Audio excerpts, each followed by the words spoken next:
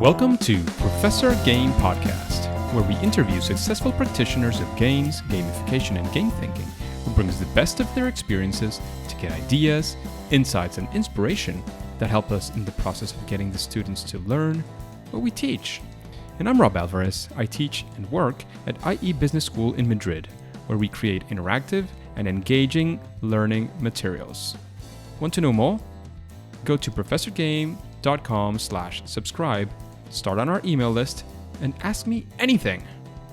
So Engagers, today we have a very special episode. We've been doing this every once in a while, talking about conferences that I will be attending to, and this time it'll be my first time at Serious Play Conference, and we have with us Sue today. So Sue, are you prepared to engage? Oh, sure. Let's do this, because for more than 3 decades, she ran a national PR agency that focused first on tech and then on the game industry. The Bohle Company was Microsoft's first PR agency. She launched Epson America and then turned to games, where she helped create the Game Developers Conference, nothing else than that, and promoting Penny Arcade Expos and working for the most big video game companies. Along the way, she also realized that there was something addictive about gameplay. Those kids would forget about everything else and just spend hours playing games. And she began to wonder if the same gameplay elements could be used to engage students. And in 2007, she decided to launch the first Serious Play Conference, which has attendees that include teachers interested in using games for K-12, college faculty, game developers, instructional designers, corporate and healthcare training professionals, and so on. And in 2014, she gave up her agency and now just focuses on promoting game-based learning, which is super exciting, and one of the main reasons why we're actually excited about this conference and about having Sue with us today. So Sue, is there anything that we missed that you might want to mention before we get started? Well, no. I mean, you've been very nice to cover all of that background. And I just do this because I believe that game-based learning or experiential hands-on learning, which are other terms that are used for serious games, can revolutionize education and training. So this is not a job. This is a passion. I just love having the conference and having people come and learn about things that they can try to make their learning programs better. And talking about, because you mentioned that that's the reasons, but what do you feel like, go back to 2007, I think was the year that you started the conference. What motivated you to create a conference like this one?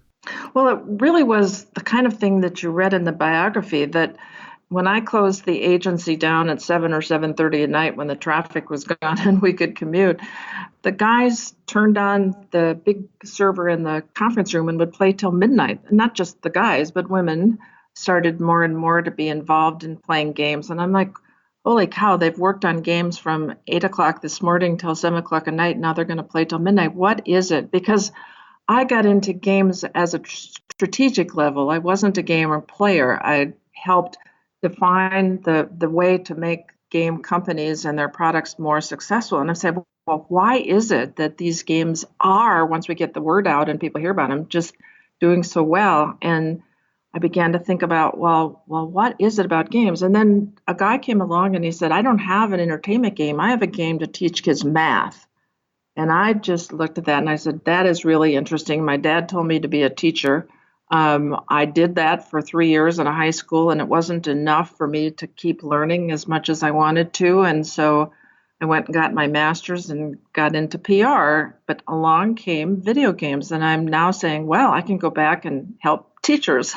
So I decided to start a conference about, how games could be used in education, and then expanded into the other fields that are also really big today, as you mentioned, the use of games and simulations in healthcare training, use of leadership games, and all kinds of different types of games in corporations. And across the board, everybody's awakening now to this new world.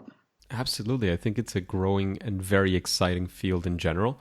And I think there's like finally an explosion, especially in the understanding of how these things can benefit, again, both, as you mentioned, education, training, engagement of employees.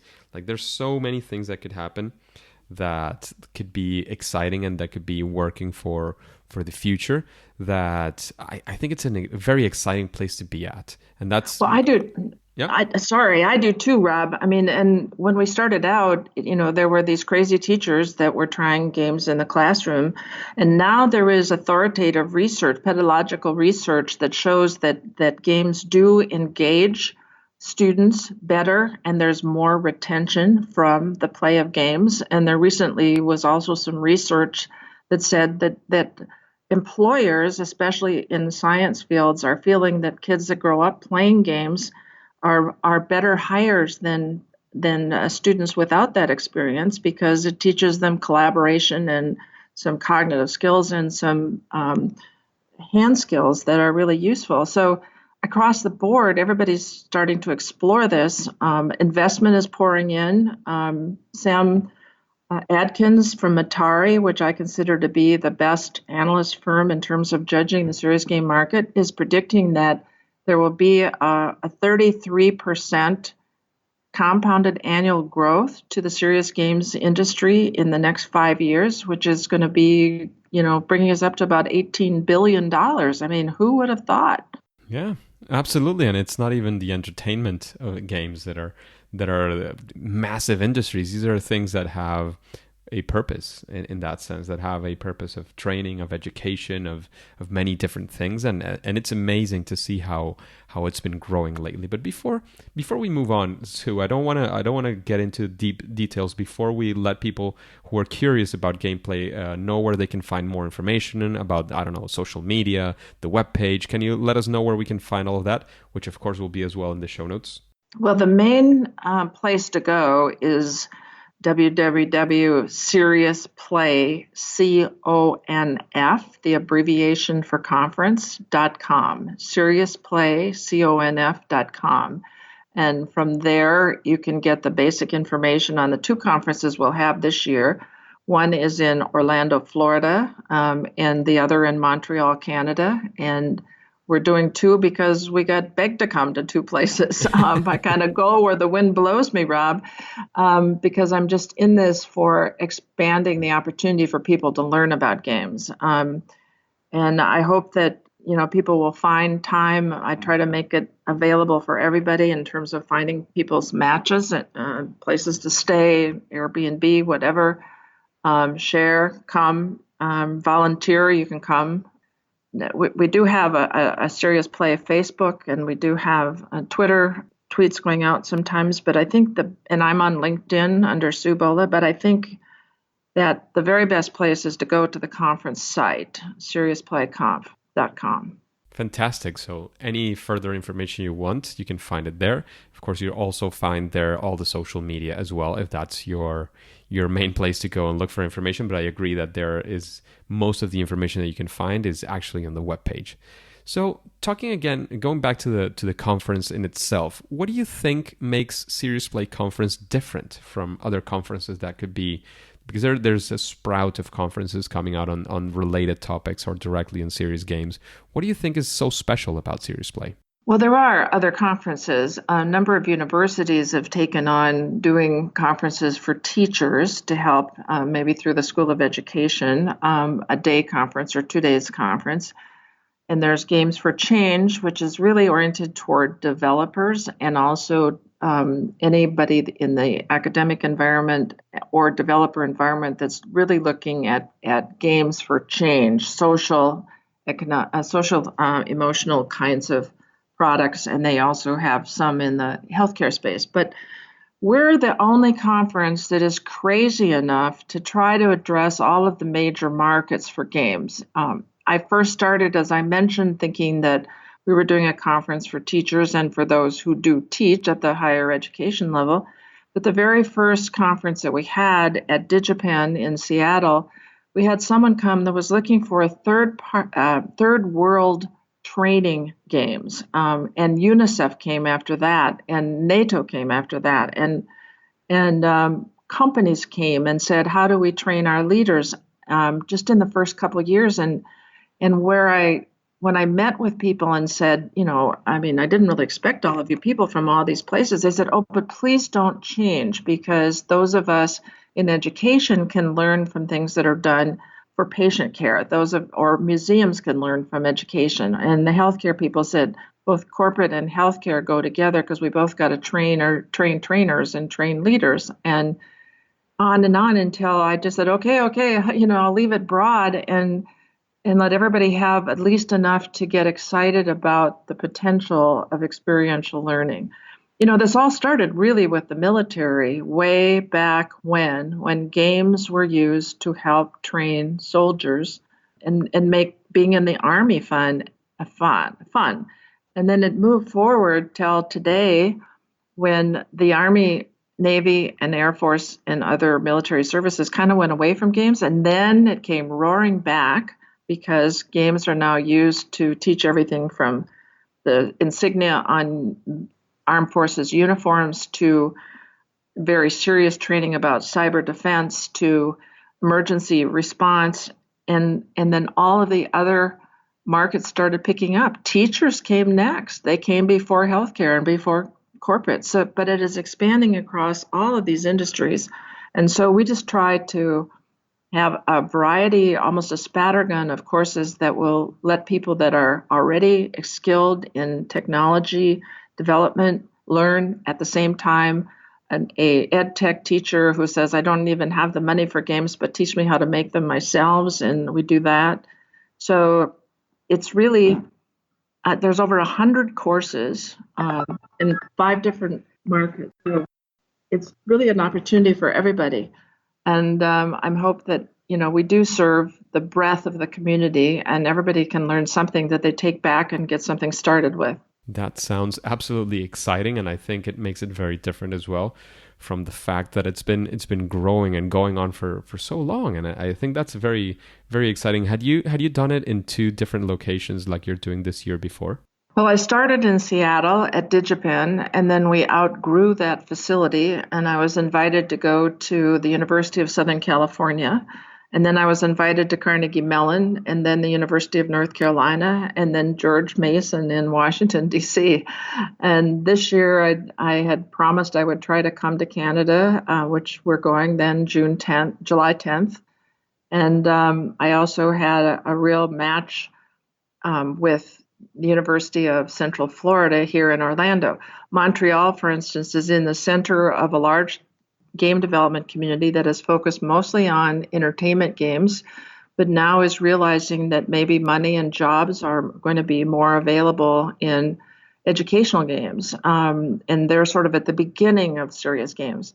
On the other hand, at the University of Central Florida, we have a campus that has had a simulation center for 30 years where very expensive games were developed. And now with the advent of the Oculus Rift and some less expensive ways to do virtual reality, simulations are becoming cheaper. And the fact that playful activity, in other words, competition, honoring those who are most skilled, some of the basic elements of gameplay that make everyone want to play again, are available to healthcare. So it's been like I said, an evolution of where someone wanted me to go. In most cases, the university that invites me wants to have the community know that they offer a curriculum that includes serious games.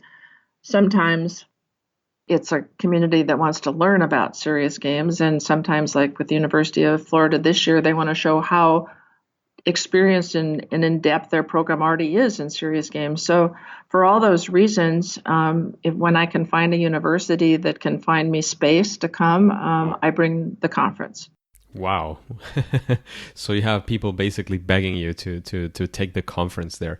How large do you expect the conference to be this year in those locations? Well, Montreal being a new location with less development of the serious game curriculum, I would hope would be maybe 250. UCF in Orlando, I hope we'll have as many as 500 people there. Sounds very exciting. So adding up to, you're almost rounding up to the 1,000 people in between the 2 conferences, which sounds very, very exciting. Well, I was involved with the Game Developers Conference at the very beginning when only 6 or 8 technical editors covered that, and there was maybe 200 to 400 people coming for games, entertainment games.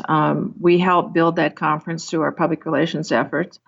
and it was purchased then really or organized into and under a media company, and it became the largest trade show in a major industry.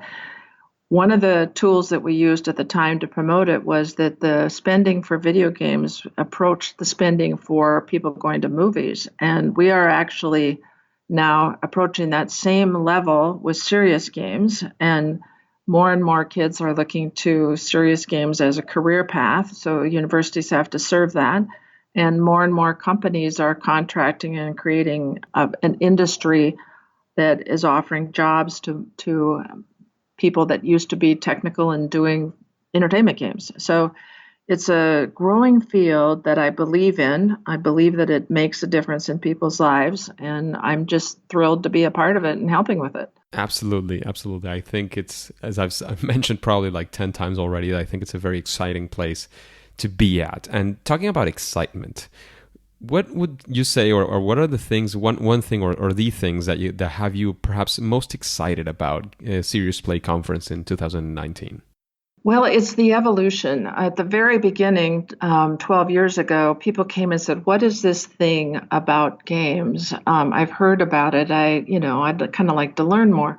And there was a woman who came to me from one of the schools in Seattle who said, "I have a biology class and my students, I can't hardly keep them interested. They're always playing games in the back of the room and I can't walk up and down the aisle and all day long. I got to teach them something. So I'd like to introduce some games into my science classes." And so she came the first year. The second year she came back, she said, "I did it. I'm using games." The third year she came back and said, "I've been asked to create a science-based program based on games for my district." The following year, she'd been asked to do a game-based science curriculum for the entire state. And this year, she's coming back to talk about a multidiscipline learning program, which means that it involves sciences and other studies like coding and computer science or whatever that course is called at the school, English, and other subjects, all in a multidiscipline learning program based on game-based play. So that is so exciting for me to have her career advance like that in the state of Washington, which is a very progressive state, deciding that a game-based program is improving the retention and study and accomplishment of their students. That, along with some really exciting different kinds of sessions that we have. Would you believe that I have in the Montreal conference have a little 9-year-old girl who's coming with her mother, who is a brilliant business school professor. And this little 9-year-old girl is going to talk about how she created an escape game that was based on her school backpack. I Wow. can't even imagine just what that is, but she's going to give a course herself for 45 minutes and talk about it, which I hope will give teachers, and parents thinking about what even young children can do in games. And that's one example. I'll give you another. There's a woman coming from Finland from Norway, who's going to talk about what it took to develop a game that would really be instructional and have people think about the challenge and think about their own possible cognitive prejudices. And the game is about the case of children that are born to women who married soldiers in Afghanistan and Syria. And I think, people will come across tracks to hear what it took, because we're not just having her talk about her game. We're having her talk about what she had to think about to create a game that would teach people something about looking at a problem that worldwide. So there's just so many sessions. You could keep me on here for another hour, Rob, talking about them. I was going to ask you who will be at Serious Play Conference. You mentioned a couple of people already. Is there anybody else you want to mention? I could mention them all. I mean, I get so excited. I want to go to every session. And of course, I get stuck at the registration desk. But I have someone coming from Algeria, someone coming from China, someone coming from Egypt. I mean, this conference, was a little tiny program in Seattle 12 years ago with people basically from the state and a few other places. Now, worldwide, we're talking about sharing a new way to improve education, and that's just plain exciting. Absolutely exciting, and having people from all over the place, as it seems, to a conference that is growing, that is in a market that is so exciting as a market, as the capacity it has to change education, training, and so many things. I couldn't be more excited about participating at Serious Play.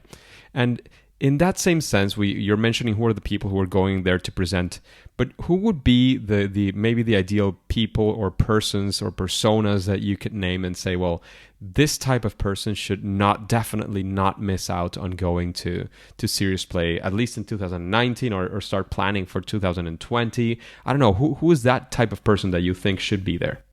Well, I think certainly you have to go track by track. In the K through 12 track, we have ed tech teachers primarily from the middle school. There are elementary school teachers, there's senior high school teachers, but the middle school seems to be where gaming is really taking hold. And the teachers in that track, and I have people, one of my themes is come hear your peers talk about what they're doing with games in your industry. So ed tech teachers are showing what they've done in the last 5 or 6 years.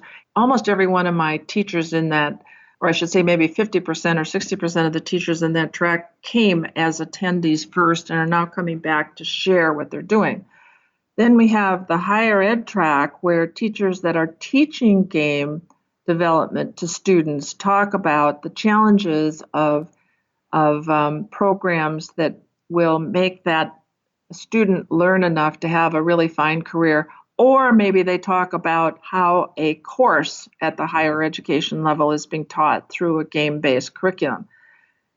And if you go to the next track where we're talking about game developers or instructional designers, you have, I try to hit a sweet spot of different types of games so that you can learn. For instance, there's someone from Duke Health who's going to talk about the new Amazon Sumerian platform, so that people who are kind of looking at that and wondering if they can develop games on it, he's going to talk to them how best to use it. You have developers talk about certain types of games, what should be in an educational game, for instance. Successful people who, again, they don't get to talk about their own product. They just get to talk about their experience and share their knowledge. And I think that's really powerful.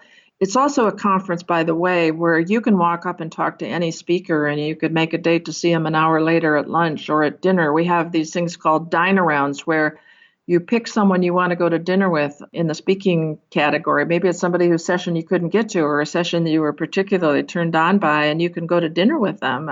Everybody pays for their own part of the dinner. So it's a casual conference. And then moving on to the other tracks really quickly, in healthcare, we have, a whole plethora of people who are making games for or using games for in healthcare, talking about what works, what doesn't work, how to do it better, what is the climate that you're in, how to sell programs to your boss so that you can get involved in this. We actually, by the way, had a speaker from the Center for Disease Control about 6 years ago, and he was the only guy in the Center for Disease Control who was saying to that government entity, we need to have games that we can use with patients to teach them things. And now he's got a whole department because he came to the conference, he learned a lot. We helped by inviting him to help him sell himself, and that's grown a department there. Then we have the business track, and we have also a very high level simulation track where people are from the Navy and various parts of the armed services are talking about really high-end, complex use of game-based training. So it's across the board. We want people from all of those categories to come. And a lot of times they even, as I mentioned before, will skip between tracks because they decide that there's something in another track that makes more sense. And that's fine. You just pay one registration fee and you can go into any track you want. I should mention, by the way, that there's a price break that happens on May 15th. So if any of you are listening now, you may want to look up quick and make a decision because it'll help you have it be a more economical conference. I'm not sure when we're going live with this episode, but if that date hasn't happened, I'm sure that you will be very interested in going into the website, seeing how you can get your tickets to go either to Montreal or to Orlando, which is where I'll be going to, and hopefully get to meet you there as well if we can have that chance. Well, I do try to make the conference affordable to people. I mean, if you really can't afford to pay the normal freight, which really goes to help more people come. I mean, for instance, I support teachers to come. Volunteer and, get your registration partially paid for by helping me out. So I just want everybody to come. As you can see, I'm not in this as much for the money as I am for the belief that this really can change the world. Absolutely. I'm convinced of that, and I've seen it in action, at least up to this date, and I can completely be a testimony to that for sure. And Sue, we've been talking about things like how do you start it, what makes it exciting, and we're already very excited about the conference. So before we close off, I want to help remind our listeners where we can find more information, and that's at SeriousPlayConf, so CONF.com. That's the main place where you can find most of the information. We already know who will be there. You can find the list of speakers at the website. You know what are the different tracks that will be available as well, so that you can get excited about whatever is your area of most interest. And now I want to make a very, very quick switch into something that we ask most of our guests, because our guests tend to be very well connected, but none, I'm sure, will be half as well connected as you are, know so many people who are doing exciting things. So I would like to know if there's anybody or anywhere, any source that you might want to mention of people that you would like to listen to in an interview in Professor Game in this podcast. People that you would like to also interview? Yeah, of course. Yeah, sure. I think you'll need to decide to tell me what your audience primarily is, because I could give you a dozen people to interview, 25 people to interview.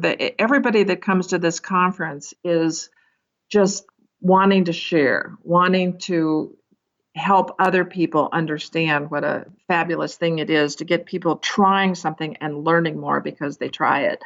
But I mean, Ann DeMarle from Champlain College up in the northeast of the United States is totally created a whole department with a lab for students that is quite remarkable, almost driving it on her own. I've got teachers like Peggy Sheehy or Paul Dervasi or Tammy Schrader or Steve Isaacs in the K-12 area that are giving people who spend their time trying to help other teachers. There's a Facebook group called The Tribe for K-12, people that, if there's any teachers listening, might want to go on. But also, if you want to talk to deans of schools or you want to talk to medical professionals, you just tell me, Rob. I think there's so many exciting people in this world. Absolutely. I was taking a look before the interview to the list of speakers as well, and I saw familiar faces, like Valerie Olenek, which I met some months ago, Glenn Irvin, whom I interviewed a few months ago, Stephen Isaacs, that you mentioned as well, has been on the show. We're probably around the 80-something interviews by now, so there is a few of them that have been on the show already, but I'll certainly take the chance once I'm there as well at Orlando to talk to many of the speakers and probably get some of them as well on board to be guests at the podcast and to talk about their experience, what they can engage and inspire the audience of Professor Game, which is mainly people who are interested in, again, as you were mentioning, things like serious games, especially around the areas of learning and education. That's our main audience, and that's why it's so exciting to be talking about Serious Play Conference, which exactly focuses on those exact things. So Is there anything else that we should know about the conference before we wrap this up, Sue? Any advice that you want to give the people listening to the podcast, or anything else you want to leave us with? Well, I think you should get a lot of sleep, because we run long days to cram in as many sessions as we can, and then we go out evenings and talk to each other. So everybody's pretty exhausted by the end of the 3 days. But I would say take a look at the abstracts before you come. Don't just leave it to the titles that are in the program. Read your tracks and maybe look at some of the other things and make it the fullest possible experience. I'd like to offer, recorded sessions. I have not been able to afford that. I'm still trying to figure out if there's a way we can record, but we do provide the slides, and I'm happy to do that for anybody that would like them. It's just a very full experience. Nice. That sounds, again, very exciting. There's a lot to look forward to in this conference. However, for now, at least for this episode that we're having here, I'm sure we will be back and we'll be talking about these things. We'll be talking to many of your speakers of the conference in the future. But for now and for today, it's time to say that it's game over. Hey, Engagers, thank you for listening to Professor Game Podcast. I hope you enjoyed this chat we had with Sue. Do you have any questions that you would like to ask any future guests? Then go to professorgame.com/question and ask your question. If it comes up in a future episode, you will get your answer, and before you go on to your next mission. Do you want to know how to use gamification for physical activity? Then subscribe using your favorite podcast app and listen to the next episode of Professor Game. See you there.